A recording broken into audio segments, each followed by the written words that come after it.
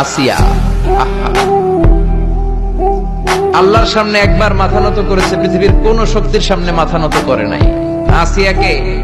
আসিয়া এবং ফেরাউনের finance minister, অর্থমন্ত্রীর বিবি লুকিয়ে কালিমা পড়েছে, সাইয়েদনা মূসা আলাইহিস সালামের উপর ঈমান এনেছে। ফেরাউন শুনে দুইজনকে ডেকে নিয়ে আসলো।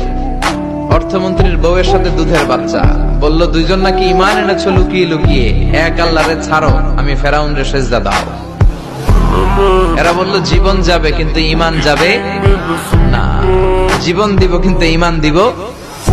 প্রথমে ধরলো অর্থমন্ত্রীর বউকে, তাড়াতাড়ি আমার পায়ে সেজদায় লুটিয়ে পড়ো। সে বলে না, জীবন যাবে ঈমান যাবে না। বলল তাই নাকি, দেখি তোমার ঈমানের কত পাওয়ার। জল্লাদরে বলল কড়াইয়ের ভেতরে আগুন গরম করো, তৈল গরম করো, দুধের বাচ্চাটারে টেনে নিয়ে তেলের মধ্যে ছেড়ে দাও। কল্পনা করতে পারেন? দুধের বাচ্চাকে মায়ের বুক থেকে ছিনিয়ে নিয়ে তেলের মধ্যে ফালাচ্ছে, বাচ্চাটা রোস্ট হয়ে যাচ্ছে, আর বাচ্চাটা বড় মানুষের মতো মাকে বলছে, মা চিন্তার কারণ নাই, এটা উত্তপ্ত তেল নয়, এটা জান্নাতের বাগান। ভয় নাই মা, তুমি চলে আসো, তুমিও লাফিয়ে পড়ো, শাহাদাতের পেয়ালা থেকে মিষ্টি সুধা পান করো।